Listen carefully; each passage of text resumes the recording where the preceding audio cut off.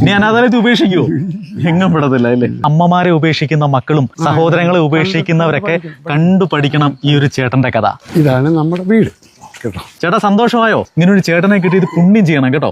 ഒരു പാവം മനുഷ്യൻ ചേട്ടനെ കളഞ്ഞില്ലോ, ഉപേക്ഷിച്ചില്ലോ, ആക്റ്റീവാക്കി എടുക്കണോ ഇല്ലയോ? പിന്നെ ഞാൻ വിടൂ. സത്യം പറഞ്ഞാൽ കണ്ടു പഠിക്കണം. ഇതാണ് സഹോദര സ്നേഹം എന്നൊക്കെ പറഞ്ഞാൽ ഇതാണ് കേട്ടോ. നമസ്കാരം. ഒരു സന്തോഷമുള്ള വാർത്ത നിങ്ങളുമായി പങ്കുവയ്ക്കാനാണ് ഇവിടെ എത്തിയത്. ഒരു സഹോദര സ്നേഹത്തിന്റെ കഥയാണ് കേട്ടോ. സ്ഥലം എന്ന് പറഞ്ഞാൽ കൊല്ലം ജില്ലയിലെ ചണ്ണപ്പേട്ട എന്ന് പറഞ്ഞ പ്രദേശമാണ്. ഇതാണ് രാജൻ ചേട്ടൻ. ചേട്ടന്റെ അനുജനാണ് ഈ അടുത്ത് നിൽക്കുന്ന ബാബു ചേട്ടൻ. ചേട്ടന് ഇപ്പൊ 60 വയസ്സുണ്ട് കേട്ടോ. 15ാമത്തെ വയസ്സിൽ അമ്മ വഴക്കു പറഞ്ഞു എന്ന പേരിൽ 15ാമത്തെ വയസ്സിൽ നാട് വിട്ടുപോയ ഒരാളാണ് ഈ ചേട്ടൻ. കഴിഞ്ഞ 45 വർഷമായിട്ട് ഈ ചേട്ടൻ എവിടെയാണെന്ന് അറിയത്തില്ല. ഇവരൊക്കെ അന്വേഷിക്കാത്ത സ്ഥലങ്ങളില്ല. പക്ഷെ 45 വർഷമായിട്ട് ഈ ചേട്ടൻ ജീവനോടുണ്ടെന്ന് പോലും ഇവർക്ക് അറിയത്തില്ലായിരുന്നു. ഒരു ദൈവ നിയോഗം എന്ന് പറയുന്ന പോലെ കഴിഞ്ഞ ദിവസം നമ്മുടെ കോഴിക്കോട് ആശാഭവനിൽ നിന്നൊരു വിളി വരുന്നു. അതായത് നിങ്ങളുടെ സഹോദരൻ ഇവിടെയുണ്ട്. പുള്ളി ഒരു അടയാളമൊക്കെ വെച്ച് കൊടുത്ത് ഊഹാബോഹത്തിൽ വിളിച്ചാണ്. അങ്ങനെ ചേട്ടനെ വിളിച്ചു, നിങ്ങളുടെ സഹോദരൻ ഇവിടെയുണ്ട്. സാധാരണ ഈ ഒരു അവസ്ഥയിലൊക്കെ ഉണ്ട് എന്ന് പറഞ്ഞാൽ തിരിഞ്ഞു പോലും നോക്കാത്ത സഹോദരങ്ങളാണ് നമ്മുടെ നാട്ടിലുള്ളവരൊക്കെ. പക്ഷെ ചേട്ടൻ അങ്ങനെയല്ല. ചേട്ടന്റെ വേറൊരു അനുജനെയും കൂട്ടി നേരെ കോഴിക്കോട് ആശാഭവനിലെത്തി. അവിടെ ചെന്നു കണ്ടു എന്ന് മാത്രമല്ല, ഈ മനുഷ്യനെ കൂട്ടിക്കൊണ്ടുവന്നു. സാധാരണഗതിയിൽ അവിടെ വെച്ച് കണ്ടാ നീ ഇനി അവിടെ കിടന്നു, ഞങ്ങൾ പോവാന്ന് പറഞ്ഞ് പോകുന്നവരാണ് മിക്ക ആളുകളും. അത് യാതൊരു സംശയവുമില്ല. പക്ഷെ ഈ മനുഷ്യൻ അങ്ങനെയല്ലായിരുന്നു. 45 വർഷം മുമ്പ് കാണാതായ തന്റെ സഹോദരനെ ആദ്യമായി നേരിൽ കാണുവാണ്. ഉപേക്ഷിക്കുകയല്ല ഈ മനുഷ്യൻ ചെയ്തത്. ആശാഭവനിൽ നിന്നും സ്വന്തം വീട്ടിലേക്ക് കൂട്ടിക്കൊണ്ടുവന്നല്ലേ. ഇനി നമ്മൾ എങ്ങും കൊടുക്കത്തില്ല. ചേട്ടന് വേണം. ജീവനാണല്ലേ.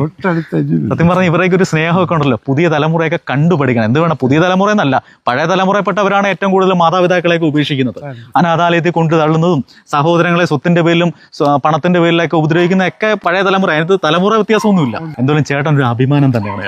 ചേട്ടനെ ചേർത്ത് പിടിക്കുന്നില്ലേ മനുഷ്യനെ. ചേട്ടാ സന്തോഷമായോ? ഇങ്ങനെ ഒരു ചേട്ടനെ കിട്ടിയത് പുണ്യം ചെയ്യണം കേട്ടോ.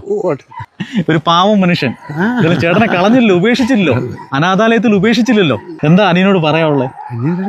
സന്തോഷം, സ്നേഹം. ഏറ്റവും പാവപ്പെട്ട ഒരു കുടുംബമാണ്. 7 മക്കളായിരുന്നു. ചേട്ടൻ അടക്കം 7 മക്കളാണല്ലേ. അപ്പം അതിൽ ഒരാൾ മരണപ്പെട്ടു ഇല്ലേ. ബാർബർ തൊഴിലാളിയാണ് കേട്ടോ. തുച്ഛമായ പൈസയിൽ ജോലി ചെയ്ത് ജീവിക്കുന്ന ഒരു സാധാരണ കുടുംബമാണ്. ആ മനുഷ്യന്റെ ഒരു മനുഷ്യത്വം, സഹോദരനോടുള്ള അനുജനോടുള്ള ഒരു സ്നേഹവും കരുതലും ഒക്കെ നമ്മൾ കാണേണ്ടതാണ്. നമുക്ക് എന്തായാലും ഇവരുടെ വീട്ടിലോട്ടൊന്ന് പോവാം. ഇതാണ് നമ്മുടെ വീട് കേട്ടോ.